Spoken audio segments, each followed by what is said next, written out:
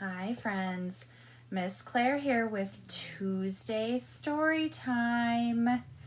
We'll give people a few minutes to join, so I'll just put a plug in to remind everyone that we are now open to the public on Mondays, Wednesdays, and Fridays, and then we are still doing curbside and appointments on Tuesdays, Thursdays, and Saturdays. We would love to see you. Please stop in. Even though we are open, our toys are not out yet, and we aren't doing any in-person programming at this time. But you can still come in, get your books, say hi to everybody. We've missed all of you so much. And you can always grab one of the fun grab-and-go craft bags for you and your little ones to do when you get back home. So please do come in. We know that it's not quite back to normal yet, but just getting to see your lovely faces is really wonderful and means a lot to everyone on staff. Let's read our first story because it's really silly. It is called Macca the Alpaca, and the words and pictures are done by Matt Cosgrove. And this one is published by Scholastic. So a big thank you to them for letting us read this adorable story. This guy is called Macca. He's an alpaca.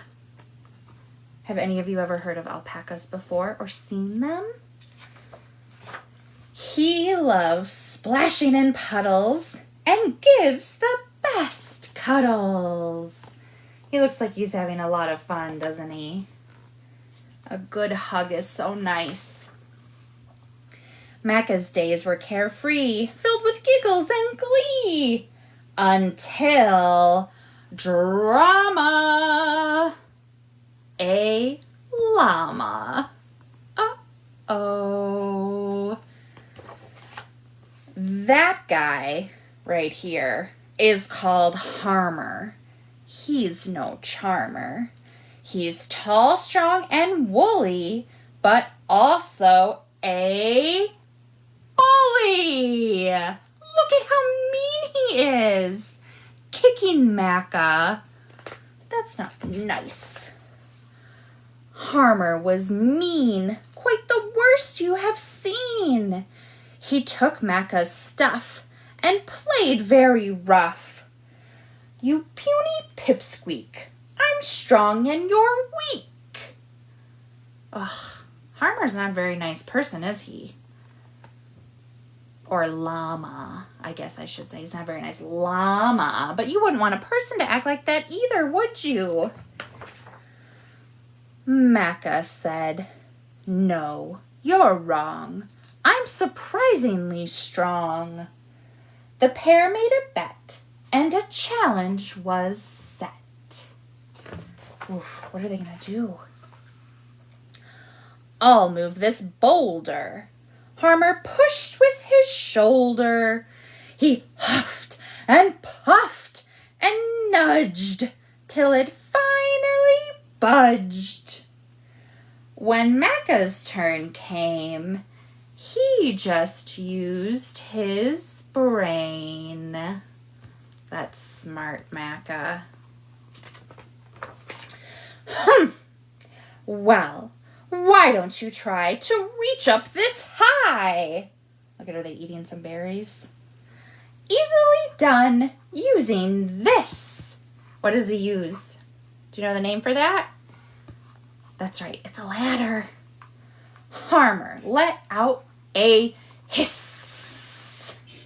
Macca's proving him wrong, isn't he? Now that llama was fuming, his nasty mind zooming. Look at him. Look at the steam coming out of his nostrils. He's really mad. Okay, let's have a race. Try and keep pace. First to the top is the best. Full stop. So they're going to race to the top of that mountain. Who do you think's going to get there first? Let's find out. They took off in a flash and began their mad dash up the steep mountainside. But Then the rocks started to slide. Being nimble and light, Macca made it all right. As he leapt to the summit, he saw Harmer plummet. Plummet, that's a big word, but that means to fall, like Harmer's doing in this picture. Sometimes the pictures really help us with what's going on in the story. Let's find out if he's okay. Some might call it karma, as that bully of a llama went crash, bang, and splat. And that, my friends, was that. Harmer said, plainly shaken, turns out I was mistaken, for you've proved it quite clearly. Size doesn't matter, really. Macca went up to the thug and gave him a great big hug. Oh, that Macca is such a nice alpaca, isn't he? Macca the alpaca. I hope you enjoyed that silly, silly story about that very, very nice alpaca and that kind of mean llama who learned his lesson. Let's do a little song, and it's going to be an animal song. Even though you don't think it's going to be an animal song. This song is Put Your Hands Up High, okay? Or we could call it Quack, Quack, Quack. So be ready to quack like a duck, all right? Now you can stand up for this one if you want to, so you can kind of shake and dance around as we sing it. I'm going to stay seated though. You can do it sitting down too, okay? Here we go. We're going to sing it 2 times, so if you don't get the movements the first time, you'll get them the second time, okay? Here we go. Put your hands up high, put your hands down low, put your hands in the middle and wiggle just so. Put your elbows in the front, put your elbows in the back. Can you put them behind your back? Put your elbows to the side and quack, quack, quack. Oh, let's do it over time. Put your hands up high, put your hands down low, put your hands in the middle and wiggle just so. Put your elbows in the front, put your elbows in the back, put your elbows to the side and quack, quack, quack. Good job, everybody. Now I wanted you to practice that animal sound because our next book is called Bark George. And in this story, we get to make lots of animal sounds. So you've practiced quacking, and you'll get to make some other noises in this book. If you remember, a few weeks ago, I read this author's brand new book about George again that was called Smart George. So this is the original story that I wanted to share with you all today. And this one is written and illustrated by Jules Feiffer. And it is published by HarperCollins. So a big thank you to them for letting us share this story. Bark George. I'm going to scoot over. George's mother said, "Bark, George." George went, meow. No. Is that what a dog says? Does a dog say meow? No. Who says meow? Let's find out. No, George, said George's mother. Cats go meow. Dogs go arf. Now bark, George. Do you think you'll get it this time? You know this one. George went quack, quack.